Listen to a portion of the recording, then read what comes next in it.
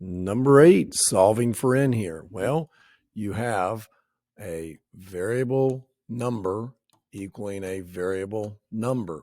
So we get all variables on one side, all numbers on the other. I always move the smaller variable. So I'm going to subtract n from both sides.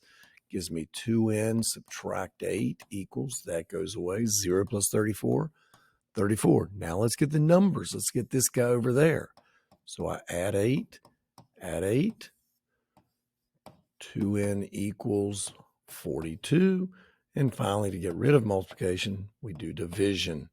This means n is 21 for number 8.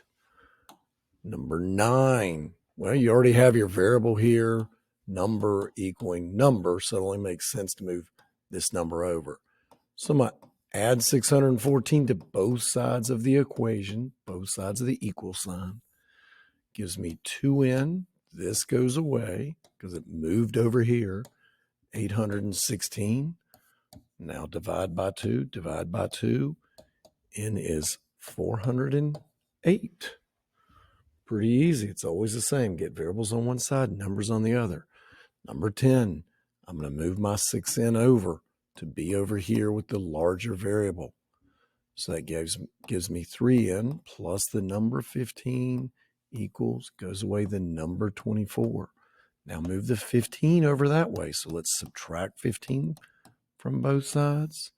We have 3n equals 9. Now divide by 3, and n is 3. Let's do one more. Let's do number 11.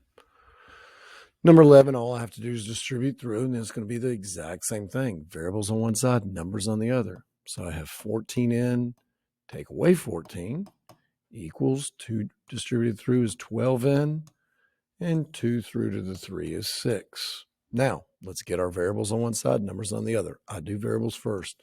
So I'm going to move that 12n over by subtracting 12n from both sides of the equation.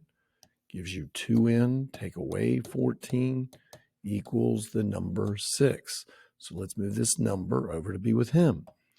You get rid of subtracting 14 by adding 14. It will always move over as the opposite piece.